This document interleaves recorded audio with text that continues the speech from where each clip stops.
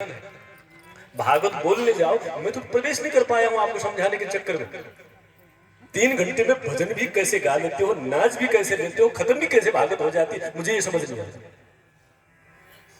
मेरे सदगुरुदेव ने एक बार रास पंचाध्यायी बांचने का मुझे अवसर दिया। भागवत में 5 अध्याय है रास पंचाध्याय। पूज्य महाराज श्री बरसाना विराजते हैं।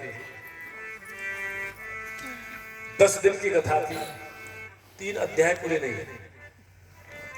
2 अध्याय का अंतिम श्लोक था, तासाम तद सौभगविदम भिक्षमाणं च केशवम। तो नहीं है, इसीलिए उपमा दिया जा रही है। निगम कल्पतरोर गलितम फलम। निगम माने वेद, वेद रूपी कल्पतरु यानी कल्प वृक्ष, उसका क्या गलितम फलम, गला हुआ फल।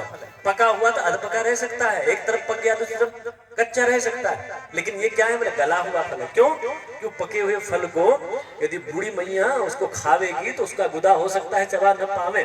इसीलिए भगवान ने, भागवतकार ने कहा ये तो चबाने की आवश्यकता ही नहीं, बोले तो गल गया, गुदा भी नहीं है इसमें। क्या है? रसी रस है, मुहर हो रसिका, रसी रस भी हो तो खट्टा होगा भैया, हम तो मीठा खाते।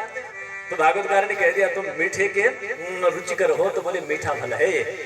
कैसे फल है मीठा? बोले खट्टा भी तो हो सकता है। नहीं, बिल्कुल नहीं, खट्टा नहीं होगा। क्यों? इसमें सुख मुखा द्रव्य, सुखदेव जी ने अपनी चोंच लगा दी है। और जिस फल में कोई तोता चोंच लगाता है वो खट्टा हो सकता नहीं।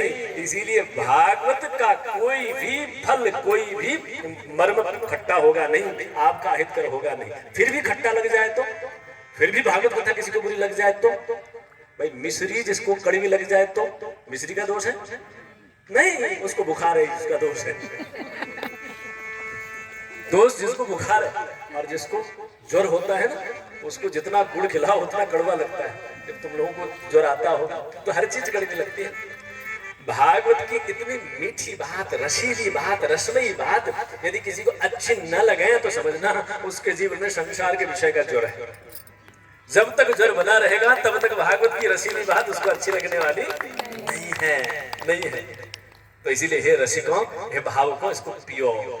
कैसे पियो? बोले कान के कटोरे से भर भर के पियो। कब तक पियो? बोले जब तक तुम्हारा हृदय भगवान जैसा न बन जाए, जब तक तुम्हारा हृदय रसीला न बन जाए, आनंद का न बन जाए, प्यारा न बन जाए, तुम पीते रहो। ऐसा श्रीमद् भागवत महापुराण है। सज्जनों, श्रीमद् भागवत महापुराण में संवाद से ही श्रीमद् भागवत प्रारंभ होता है। 5 बज गया।